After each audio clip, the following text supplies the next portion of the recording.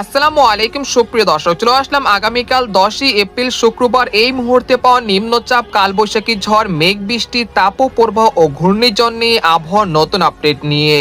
বর্তমানে অবস্থান করছে বৃষ্টিপাতের ভারী মেঘ, রাতের মধ্যে হতে পারে বিক্ষিপ্ত মেঘ বৃষ্টি। আগামীকাল থেকে আবহাওয়ার বিরাট পরিবর্তন, বাড়বে তাপমাত্রা। ইতিমধ্যে আবহাওয়া দপ্তর থেকে জারি করা হয়েছে বিশেষ সতর্ক বার্তা। আর কিছুক্ষণের মধ্যে বরিশাল, চট্টগ্রাম, ঢাকা, ময়মনসিংহ, সিলেট, ভারতের ত্রিপুরা রাজ্যে দুই একটি জেলাতে বিক্ষিপ্ত আকারে বৃষ্টি এবং বজ্রসহ বৃষ্টিপাতের সতর্কতা। এছাড়া আগামী 12 থেকে 13 এপ্রিলের মধ্যে দেশের বিভিন্ন অঞ্চলে তাপপ্রবাহের সতর্কতা রয়েছে। তো আজ 10ই এপ্রিল শুক্রবার এবং আগামীকাল 11ই এপ্রিল শনিবার কেমন থাকতে চলেছে আগামী 24 থেকে 48 ঘন্টার আবহাওয়া। বাংলাদেশ থেকে শুরু করে ভারতের পশ্চিমবঙ্গ, আসাম, মেঘালয় এবং উত্তর থেকে ত্রিপুরা রাজ্যে আগামী 24 থেকে 48 ঘন্টার মধ্যে কোন কোন জেলাগুলোতে বিক্ষিপ্ত আকারে বৃষ্টি এবং বজ্রসহ বৃষ্টিপাতের সম্ভাবনা রয়েছে এবং এই মেঘ বৃষ্টিপাতের প্রবণতা কতক্ষণ পর্যন্ত চলমান থাকতে পারে। তো এই বিষয়ে আরো বিস্তারিত জানতে হলে ভিডিওটি সম্পূর্ণ দেখতে থাকুন। আর আপনি কোন জেলা থেকে গুরুত্বপূর্ণ খবরটি দেখছেন অবশ্যই কমেন্ট করে জানিয়ে দিবেন। আর সবার আগে সর্বপ্রথম সঠিক আবহাওয়ার খবর জানতে আমাদের চ্যানেলটিকে সাবস্ক্রাইব করে রাখুন। এবার জেনে নেওয়া যাক এক নজরে। বন্ধুরা, পর্যায়ে আমরা সরাসরি ইউরোপিয়ান মেঘমালার আপডেটে চলে আসলাম, যেখান থেকে আপনারা দেখতে পাচ্ছেন যে এই মুহূর্তে কুমিল্লা, ফরিদগঞ্জ, মতিরহাট, খাগড়াছড়ি, রাঙ্গামাটি, বিলাইছড়ি, চট্টগ্রাম, কক্সবাজার, কুতুবদিয়া, মহেশখালী, টেকনাফ, সন্দ্বীপ, হাতিয়া, লালমোহন, বরিশাল, খেপুপাড়া, মাঠবাড়িয়া, পিরোজপুর এই অঞ্চলের দুই একটি জেলাতে বিক্ষিপ্ত আকারে বৃষ্টি এবং বজ্রসহ হালকা মাঝারি বৃষ্টিপাত চলছে। এছাড়া আজ রাতের মধ্যে ভারতের ত্রিপুরা রাজ্যের আগরতলা, আমবাসা, উদয়পুরের বেশ কটি জেলাতেও বৃষ্টি এবং বজ্রসহ কালবৈশাখী ঝড় হতে পারে। তাছাড়া ময়মনসিংহ, তারপর সিলেট বিভাগের দুই একটি জেলাতে আজ রাতের মধ্যে বিক্ষিপ্ত আকারে বৃষ্টি এবং বজ্রসহ বৃষ্টিপাত হতে পারে। এছাড়া ঢাকা, খুলনা, বরিশাল, চট্টগ্রাম বিভাগের আকাশ এই মুহূর্তে আংশিক মেঘলা থেকে মেঘাচ্ছন্ন রয়েছে। তবে আজ রাতের পর থেকে আবহাওয়া পরিস্থিতি ধীরে ধীরে স্বাভাবিক হয়ে আসতে পারে ইনশাল্লাহ। এছাড়া আপনারা দেখতে পাচ্ছেন যে এই মুহূর্তে ভারতের পশ্চিমবঙ্গের কলকাতা, খড়গপুর, পূর্ব ও পশ্চিম মেদিনীপুর, উত্তর দক্ষিণ 24 পরগনা, মুর্শিদাবাদ, কৃষ্ণনগর এই অঞ্চলের আকাশ আংশিক মেঘলা থেকে পরিষ্কার রয়েছে, সেরকম বৃষ্টিপাতের সম্ভাবনা আপাতত দৃষ্টিতে দেখা যাচ্ছে না। এছাড়া আজ রাত 8টা থেকে রাত 9টার মধ্যে ভারতের উত্তরবঙ্গের আলিপুরদুয়ার, কোচবিহার, জলপাইগুড়ি, শিলিগুড়ি এই অঞ্চলের দুই একটি জেলাতে বিক্ষিপ্ত আকারে বৃষ্টি এবং বজ্রসহ বৃষ্টিপাত হতে পারে। পাশাপাশি রংপুর, দিনাজপুর, ঠাকুরগাঁও, পঞ্চগড়, তেতুলিয়া, গাইবান্ধা এই অঞ্চলের দুই একটি জেলাতে বৃষ্টি এবং বজ্রসহ বৃষ্টিপাত হতে পারে আজ রাতের দিকে। এছাড়া আপনারা দেখতে পাচ্ছেন যে এখানে সিলেট, জৈন্তাপুর, কানাইঘাট, সুনামগঞ্জ, নেত্রকোনা এই অঞ্চলে কোথাও কোথাও রাত 12টার দিকে বিক্ষিপ্ত আকারে 2-1 পশলা বৃষ্টিপাতের সম্ভাবনা রয়েছে।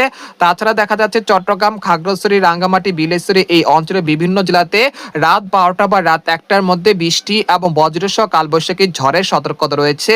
অপরদিকে ঢাকা, রাজশাহী, খুলনা, বরিশাল, ভারতের পশ্চিমবঙ্গের আকাশ অনেকটা পরিষ্কার হতে শুরু করেছে। এরপর আমরা রাত 2টার দিকে চলে আসার পর দেখা যাচ্ছে যে ঢাকা, চট্টগ্রাম, ময়মনসিংহ, সিলেট বিভাগের আকাশ আংশিক মেঘলা থেকে মেঘাচ্ছন্ন থাকতে পারে। তবে কক্সবাজার, কুতুবদিয়া, মহেশখালী, টেকনাফ এই অঞ্চলের দুই একটি জেলাতে আজ রাতে বৃষ্টি এবং বজ্রসহ ভারী বৃষ্টিপাত হতে পারে। এর ফলে যারা লবণ চাষী বা শুটকি চাষীরা রয়েছেন তারা অবশ্যই পূর্ব প্রস্তুতি নিয়ে রাখুন এই মেঘ বৃষ্টিপাতের জন্য। এরপর আমরা 10ই এপ্রিল সকালের দিকে চলে আসলাম, আসার পর দেখা যাচ্ছে যে রংপুর, ময়মনসিংহ, ঢাকা বিভাগের আকাশ আংশিক মেঘলা থেকে মেঘাচ্ছন্ন থাকতে পারে। তবে ভারতের পশ্চিমবঙ্গের আকাশ অনেকটা পরিষ্কার থাকতে পারে ইনশাল্লাহ। এই সময় সিলেট এবং সুনামগঞ্জের দুই একটি জেলাতে বিক্ষিপ্ত আকারে বৃষ্টি এবং বজ্রসহ বৃষ্টিপাতের সম্ভাবনা রয়েছে।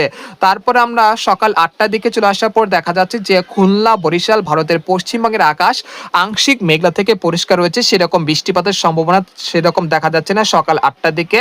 তবে সিলেট, জৈন্তাপুর, কানাইঘাট, সুনামগঞ্জ, মৌলভীবাজার, লাখি, কিশোরগঞ্জ, মাধা, নেত্রকোনা এই অঞ্চলের দুই একটি জেলাতে বিক্ষিপ্ত আকারে বৃষ্টি বা বজ্রসহ বৃষ্টিপাত হতে পারে 10ই এপ্রিল শুক্রবার সকাল 8টার দিকে। তারপর সকাল 10টার দিকে দেখা যাচ্ছে যে দেশের 8 বিভাগের 64 জেলাতে রোদের উপস্থিতি থাকতে পারে। এরপর সকাল বা দুপুর 1টার দিকে দেখা যাচ্ছে যে দেশের বিভিন্ন অঞ্চলে রোদের উপস্থিতি দেখা যাচ্ছে। তবে কুড়িগ্রাম এই অঞ্চলের দুই একটি জেলাতে খুব সামান্য বৃষ্টিপাত হতে পারে। রংপুর বিভাগের কুড়িগ্রামে দুপুর 2টার দিকে বিক্ষিপ্ত আকারে বৃষ্টিপাতের সম্ভাবনা রয়েছে। তারপর বিকেল 4টার দিকে চলে আসার পর দেখা যাচ্ছে যে দেশের আবহাওয়া পরিস্থিতি অনেকটা স্বাভাবিক রয়েছে। এই সময় সারা দেশে দিনের তাপমাত্রা সর্বোচ্চ 2 ডিগ্রি বা 3 ডিগ্রি সেলসিয়াস পর্যন্ত বৃদ্ধি পেতে পারে। এর ফলে সারা দেশে তাপমাত্রা রেকর্ডকৃত হতে পারে প্রায় 30 থেকে 35°C কাছাকাছি দিনের সর্বোচ্চ তাপমাত্রা রেকর্ড কিন্তু হতে পারে ঢাকা, খুলনা, বরিশাল, চট্টগ্রাম, ময়মনসিংহ, রাজশাহী এইসব বিভাগে যেসব জেলাগুলো রয়েছে সেখানে।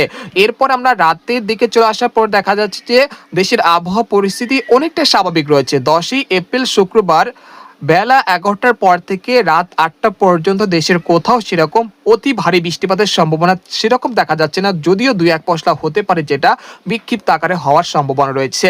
তারপর রাত 11টার দিকে চলে আসার পর দেখা যাচ্ছে যে দেশের 8 বিভাগের 64 জেলার আকাশ অনেকটা পরিষ্কার রয়েছে এবং ভারতের পশ্চিমবঙ্গের আকাশও অনেকটা পরিষ্কার থাকতে পারে।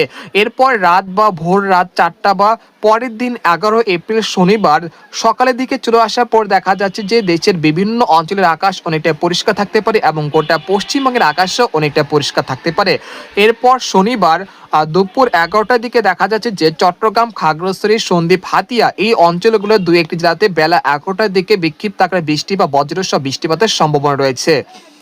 তারপর বিকেল 3টা থেকে সন্ধ্যা 6টার মধ্যে দেখা যাচ্ছে যে দেশের বিভিন্ন অঞ্চলের আকাশ অনেকটা পরিষ্কার থাকতে পারে। 12 এপ্রিলও দেশের আবহাওয়া পরিস্থিতি স্বাভাবিক থাকতে পারে।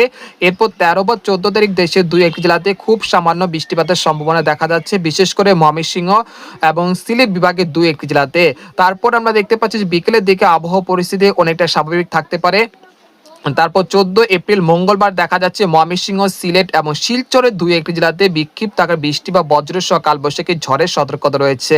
তারপর 15 থেকে 16 এপ্রিল ময়মনসিংহ, সিলেট বিভাগের 2-1টি জেলাতে খুব সামান্য বৃষ্টিপাতের সম্ভাবনা থাকছে। তারপর 17 বা 18 এপ্রিলের পরে দেশের আবহাওয়া পরিস্থিতি কিছুটা পরিবর্তন হতে পারে এবং সেই সময় একটি পশ্চিমা লঘুচাপের কারণে আবারও পুনরায় বৃষ্টিপাতের সম্ভাবনা রয়েছে।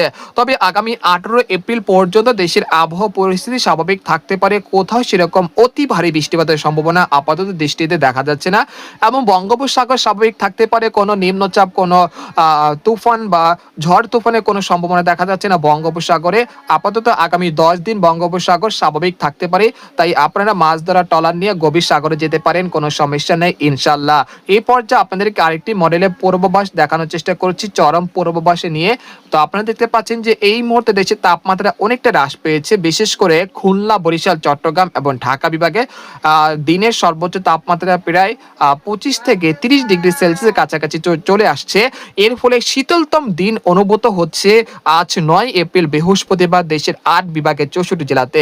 তবে আগামীকাল থেকে তাপমাত্রা ধীরে ধীরে বৃদ্ধি পাবে এবং আগামী 12 থেকে 13 এপ্রিল দেশের বিভিন্ন অঞ্চলে তাপমাত্রা অনেকটা বৃদ্ধি পাওয়ার আশঙ্কা রয়েছে। এই মুহূর্তে দেখা যাচ্ছে যে বরিশাল, চট্টগ্রাম, খুলনা বিভাগের 2-1 জেলাতে বিক্ষিপ্ত আকারে বৃষ্টি বা বজ্রসহ বৃষ্টিপাত হচ্ছে এবং আগামীকাল থেকে বৃষ্টিপাতের প্রবণতা অনেকটা হ্রাস পেতে পারে, অর্থাৎ বলা যাচ্ছে যে একেবারে বৃষ্টিপাতের সম্ভাবনা অনেকটা কমে যেতে পারে।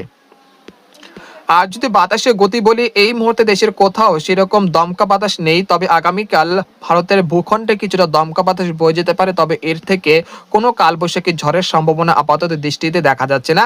অর্থাৎ বলা যাচ্ছে যে এই মেঘ বৃষ্টিপাতের প্রবণতা আজ রাত পর্যন্ত অব্যাহত থাকতে পারে। আগামীকাল সকাল থেকে আবহাওয়ার অনেকটা পরিবর্তন হতে পারে, এই সময় দেশের বিভিন্ন অঞ্চলে কালবৈশাখী ঝড়ের সম্ভাবনা নেই। এছাড়া আবহাওয়া পরিস্থিতি অনেকটা স্বাভাবিক থাকতে পারে, যাই তারা ভ্রমণ করতে চাচ্ছেন তারা কিন্তু আগামীকাল থেকে শুরু করতে পারে, আর যারা রোদের কাজগুলো করতে চাচ্ছেন আগামীকাল থেকে করতে পারেন, কোনো সমস্যা নেই ইনশাল্লাহ। তো আজকের খবর এখানে শেষ করলাম, সবাই ভালো থাকবেন, সুস্থ থাকবেন, আল্লাহ হাফেজ।